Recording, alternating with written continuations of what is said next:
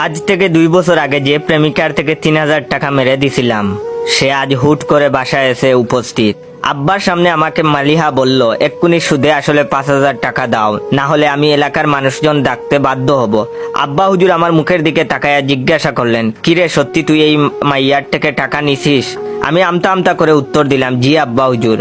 আজ থেকে 2 বছর আগে এই আপুর থেকে 3,000 টাকা নিয়ে গাইবান্ধা ট্যুরে গেছিলাম। কথা ছিল ট্যুর থেকে এসে টাকা ফেরত দিব, কিন্তু যথাসময়ে দিতে পারি নাই বলে নাম্বার অফ করে যোগাযোগ বন্ধ করে দিছি। এর মধ্যে সাবেক প্রেমিকা চিল্লাইয়া চিল্লাইয়া বলে উঠলো, আরে রাখেন নিজেদের মধ্যে বকাবকি, আমি আমার টাকা ফেরত চাই, না হলে এক্ষুনি চিৎকার দিব। আমি কিছু বলার আগে আব্বাই বলল, আরে থামেন আম্মা জান, আমি এক্ষুনি টাকা নিয়ে আসতেছি, আপনাকে চিৎকার দিতে হবে না, আমরা খানদানি লোক, কারো 1 টাকা মেরে খাই না। বলেই আব্বা রুমে গিয়ে 1,000 টাকার 5টা নোট এনে প্রেমিকার হাতে দিল, সে চলে গেল। মালিহা চলে যেতেই ফারিয়া, নাদিয়া, সাদিয়া এসে উপস্থিত। এদের দেখেই আমার মুখ শুকিয়ে কাঠ।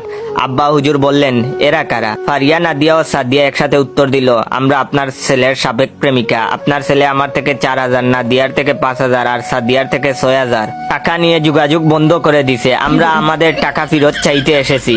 আব্বা আমার দিকে তাকায় আমি বলে উঠলাম, ফারিয়ার টাকা নিয়ে সাজেক, নাদিয়ার টাকা নিয়ে কক্সবাজার আর সাদিয়ার টাকা নিয়ে বন্ধুদের সাথে পার্টি দিয়েছিলাম। আব্বা যথাসময়ে টাকা দিতে পারি নাই, এই জন্য ওদের সাথে যোগাযোগ রাখি নাই। ফারিয়া কিছু একটা বলতে যাবে, এর আগে আব্বা বলে উঠলো, বুঝেছি তোমার টাকা চাইতে এসেছো, টাকা না হলে চিৎকার করে লোকজন ডাকবা, তোমরা অপেক্ষা করো, আমি আসতেছি। বলে ঘরে ঢুকে টাকা নিয়ে এসে ফারিয়াকে 6,000, নাদিয়াকে 7,000 আর সাদিয়াকে 8,000 টাকা দিয়ে দিলেন। ওরা চলে গেল। আব্বা তার পুরাতন জুতা জুড়া খুঁজতে লাগলেন। আমার বুঝতে বাকি রইল না, মায়ের আজ একটাও মাটিতে পড়বে না। সোজা বাসা থেকে দৌড়ে পালালাম বোনের বাসার দিকে। আজ 1 মাস বোনের বাসায় আছি। আব্বা অবশেষে মাফ করে দিয়ে বাসায় নিয়ে যেতে এসেছে। আব্বা হুজুর বলেছে, জীবনে কোনো মেয়ের থেকে টাকা যেন আর 1 টাকাও না নেই, এগুলো খারাপ কাজ।